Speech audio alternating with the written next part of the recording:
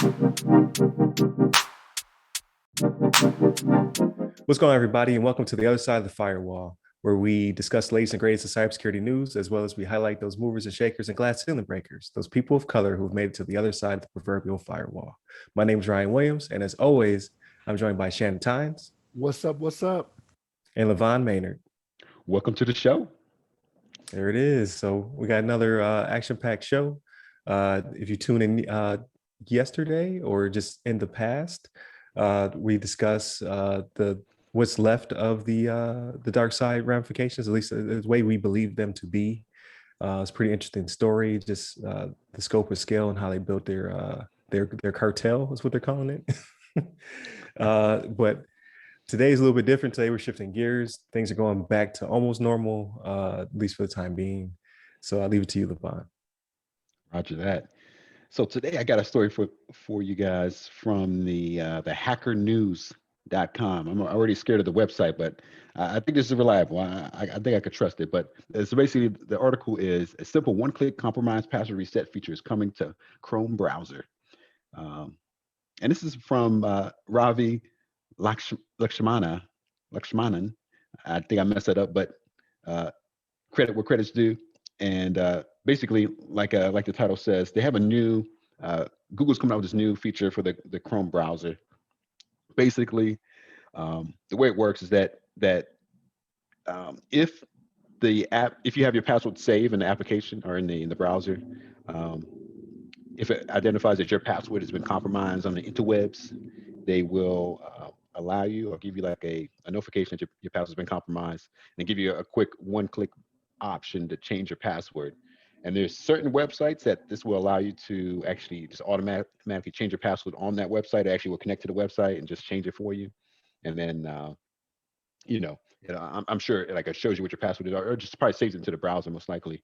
And you can probably look at it later if you decided to, but it just automatically change your password. And Google's trying to work with more and more websites and try to make it more of a standardized thing that anybody can use, any website can use. But it's pretty cool because it just allows you to manage your passwords, and it's good that they let you know that your password's been compromised, so that you don't have to be, concerned that maybe somebody gets access to your account, or if there's like people, malicious users out there can potentially use like a bad a known password that's in somebody's account, and just kind of spam it across the web, and maybe connect to if they see that your account's been compromised somewhere, has been like identified in like a dark web somewhere. They may just like try to ping your resources and try to get access to your stuff. But this is a pretty cool feature from Google. The article actually goes on to talk about a little bit, a few other options or a few other items that they actually put together. I guess some privacy changes for Android 12. One thing in here that they have done is, so for Android 12, which I think is coming out in the near future, but this was announced at one of their Google I/O developer event. But they have something that's going to be, it's pretty much a private compute core, which is like an open source component which sandboxes your machine learning features like live captions, now playing, smart reply, isolates sensitive information from being sent and processed in the cloud. So everything's pretty much done from your computer, from your phone, instead of having it, if you say like, hey Google, what's this like, or what's going on here, or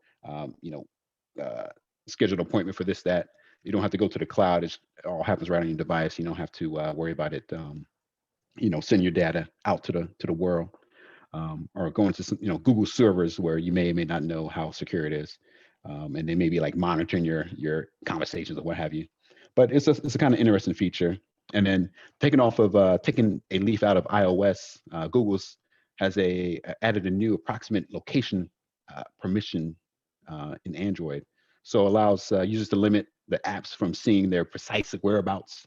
So you don't have to worry about you don't have to be as concerned about apps knowing your precise location. It may just give you like a generalized, like maybe you're in like this state, or maybe you're in this country. It'll kind of prevent them from having the precise information. As well as there's a feature that's also inspired from iOS that it gives you like I guess it can display a toast message when apps attempt to access content from your device's clipboard. So sometimes people want to copy, maybe they copy a password, maybe they copy like, I don't know, a credit card number on their clipboard and they want to paste it into another website, and actually let you know right away that, hey, this app is trying to get content from your clipboard that you just paste in this other website. So it kind of give you a heads up, make sure that you're aware that information is being captured from the application. And then the final thing they mentioned on here is that they also coming is a indicator for microphone and cameras, so that you can actually identify. I think it's, let me make sure I understand this right, but it disables some system-wide access to cameras and mic, and quick delete setting in the search to purge the last 15 minutes of search history from a single tap from the Google's account menu. So yeah, it just it looks like it's basically kind of notifying you what's been using your microphone and camera. It kind of gives you some quick delete options, but it seems like Google's trying to put their best foot forward to make sure your privacy is secured, as well as your password, make sure your password information doesn't get compromised, and that it's easy enough for you to change your information quick. But what about you, Ryan? Did you have some thoughts about this? This was Google trying to outdo your iOS cult like devices? One I hear of us. I hear a lot of copying going on. That's all I hear. Yeah, I it's was true. just saying. That's true, No, no, I think it's good.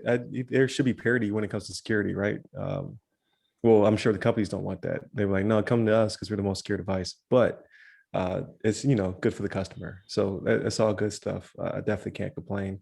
I don't know if the iOS version of this lets you do it in one click. The password change. I think I did it once. I don't think it was one click. I think I actually had like, hey, I'd opt in, then change it, and then I think it put it in my key pass or iChain or whatever they call it. iKey. I don't know, something with an I.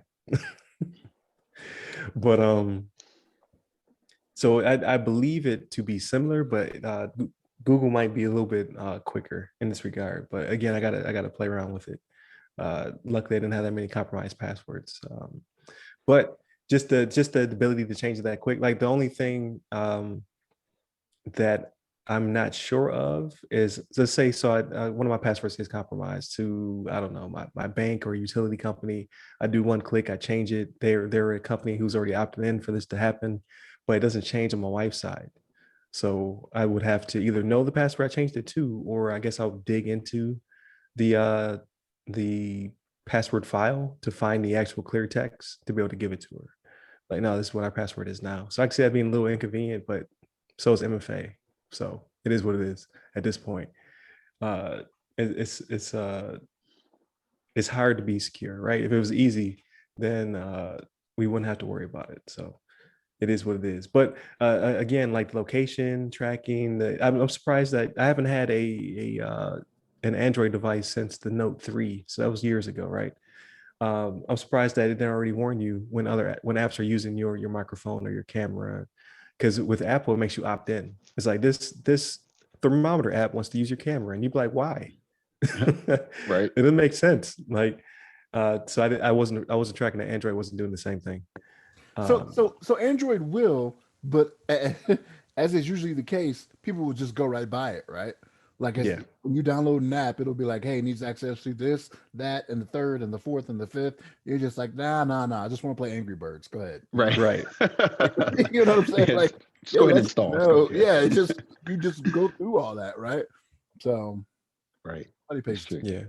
And it's always the most random. They're like, yeah, Angry Birds was use your calendar. You were like, but why? Why does it need access to that?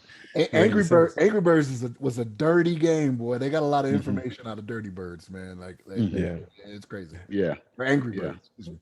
Yeah. yeah. It could be Dirty Birds. You said you meant what you meant. Yeah. That's right. But yeah, so those are the only thoughts I have. Like, I think it's good. I think it's good. Obviously, just have to figure out how it works. So what about you, Shannon?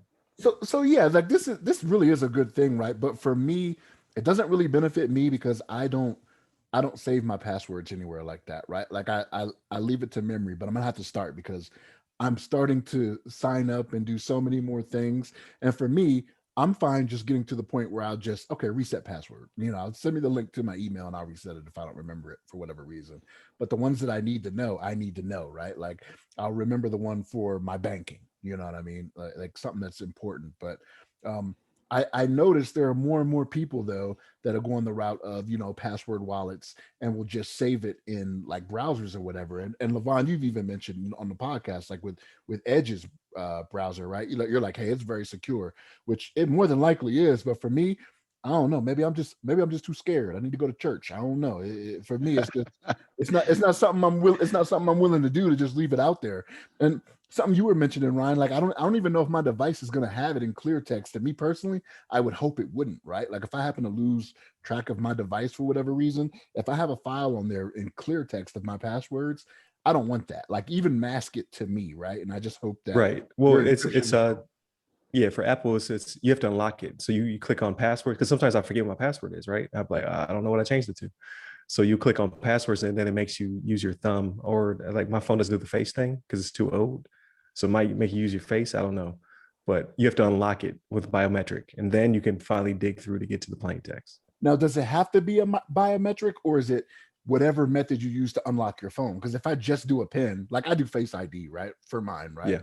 But if I just do a pin, does it just need to be the pin, which is the only thing that I have set up for that phone, right? Because if someone grabs my phone, yeah, probably by the default, I would assume. Wait, maybe not. I don't know. Like I only use thumb. Like my everything on my phone's secured by my thumbprint. Some type of biometric. Yeah. Yeah. No.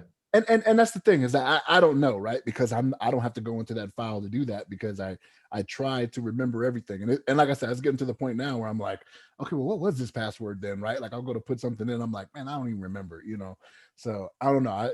I think I'll probably go more the route of the password wallet instead of just saving it in browsers or whatever to remember it for the next time. You know what I mean? So the convenience is good. But again, I'm the scared one, right? Like I don't put my credit card, I don't save my credit cards in nothing either. You know what I mean? Except Amazon. Amazon has it, right? So everybody can go. Oh, you don't do the wallet? Like, man, I do that everywhere over here.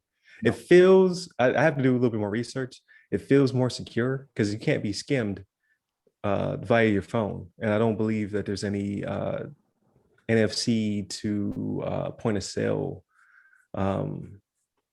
I don't know what you would call like it. Vulnerability or something to my knowledge. So over here, I use it for everything. And then overseas was the first to pioneer it before I got to the States. So like I just like bink, bink everywhere because you have to use your thumb. But in my case, if I do the wallet, I got to save my credit card in there for it to go against, right? Yeah, I don't do that. I'm scared, man. Go to church. I'm scared. You know what I mean? That's true. Yeah, that's the I don't know, the caveat. You do have to put your credit card in there, but it's super convenient. And I remember using that in a trip to Europe when I put my card and my Google phone and put the Google Pay, and then you turn on the NFC, and then you can just scan and pay for things. But I remember they even had they have restrooms that you got to pay money to go into the restroom. The water closets. Yeah, water closets. Yeah, that's right. Yeah, water closets. So, I happened I just happened to I saw that they had a little indicator saying, oh, you can use Google Pay or Apple Pay, whatever, Samsung Pay.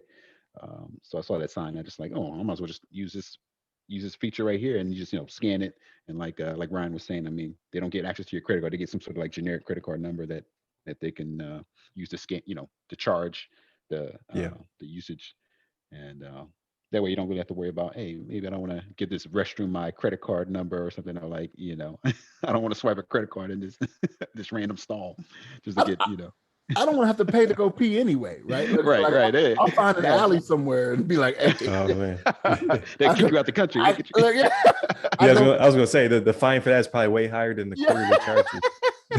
Right. I'll be peeing in the alley or looking like Tyrone on Chappelle's show. You know what I mean? Yeah. What's crazy not to keep going on this tangent, but the bathrooms are cleaner because of it. I think the money goes right to somebody taking care of the bathroom.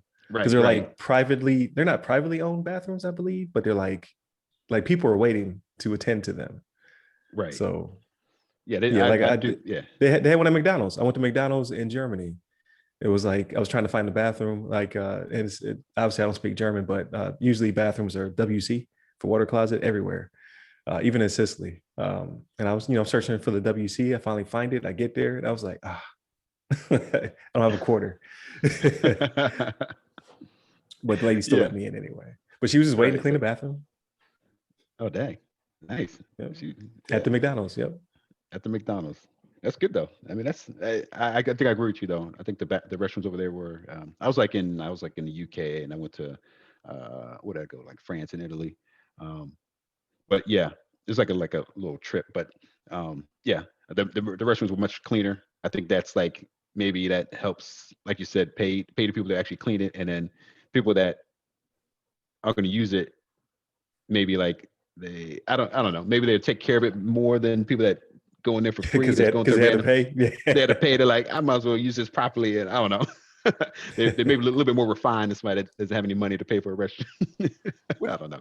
Wouldn't you do it dirty at that point because you paid for it? It's like a rental Yeah, car. maybe you're like, It maybe you're ain't mad at mine. that point. Like, they ain't mine. Yeah. They didn't pay No, for this. I'm paying. no, it's the people Being like everywhere. Shannon out there. Yeah.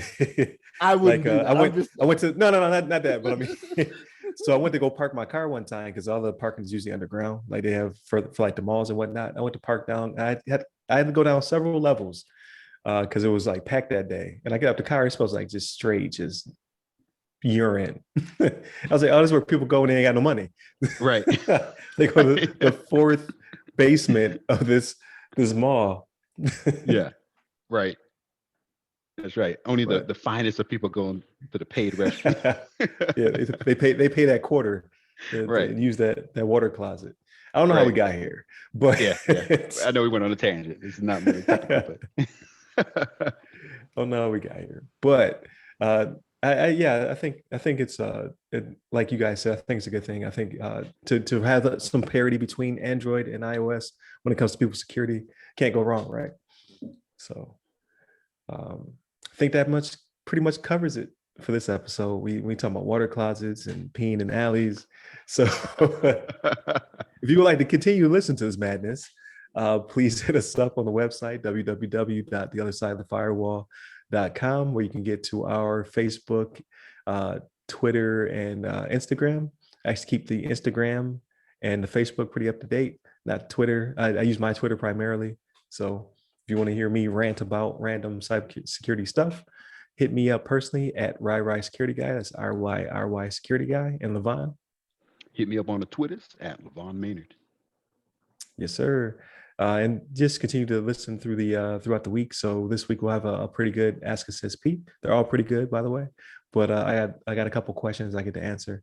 And then later on in the week we'll have our discussion about CISOs struggling to cope through this new I think they called it dystopian future that we're going through with the pandemic and just the pressure to keep everything secure.